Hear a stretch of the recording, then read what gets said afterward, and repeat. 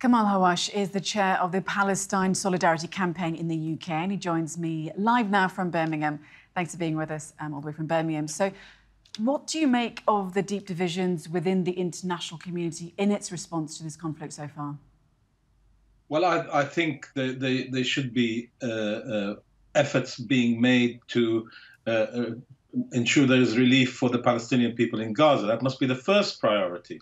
The political issues follow. But to start with, there should be a ceasefire. There should be a corridor that brings in aid to the Palestinians in Gaza, 2.3 million Palestinians. Israel has decided to deprive of water, of electricity, of food, an actual war crime that is being committed. And the international community, which talks about international law and values, should first say to Israel, you cannot do that. These people had nothing to do with what happened on the 7th of October, and therefore you must allow goods and services, electricity should be brought back in, water. What do people do when water runs out? There's no other water they can get. So I think it should be that the first priority is to provide relief. There should be a ceasefire, a corridor, a safe corridor should be there to bring in supplies, not to push the Palestinians to leave Gaza. And so, Kamel, how do you then see this blockade of Gaza? Do you see it as a kind of collective punishment then of Palestinians for the singular actions, you could say, of Hamas? Absolutely. Absolutely. But Israel is experienced in this collective punishment everywhere. In the West Bank, it demolishes the homes of people who've committed operations against it, even though these people, again, the families have had nothing to do with it. It targets civilians, really, in a way that you think, how can you expect these people and their offspring to then like you, accept you, if you are committing these atrocities against them?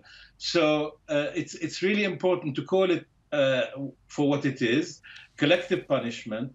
That is a crime under international law, and Israel should be held accountable for it.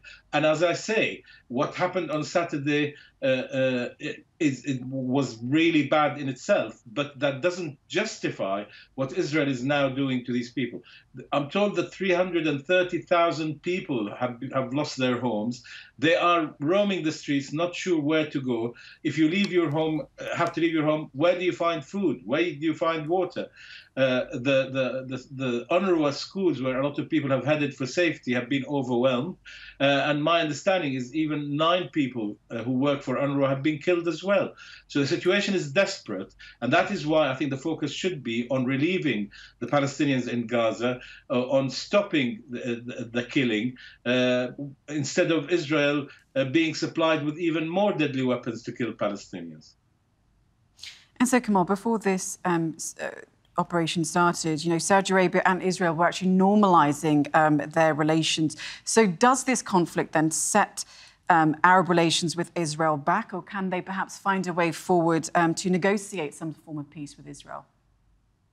Well, the priority should be peace with the Palestinian people, because even if Israel normalizes with all Arab countries, all Muslim countries, if this conflict is not resolved, we will be back again in a couple of years talking, you and I, and others, about this, to say, why has it happened? Well, it's been the 7th of October was not the day that the clock started. It happens to be the next round of, unfortunately, violence. What we need is for there to be a resolution under international law, so that Palestinians can be free, can have their own entity, and the refugees return to their homes. They cannot live, they've been outside Palestine for 75 years. They should be able to come back and live peacefully, and I stress that. And then a political solution would need to be found which addresses the needs of the people who live on the land between the river and the sea. OK, Kamel, thank you for joining us and for giving us your analysis there. Kamel Hawwash in Birmingham for us.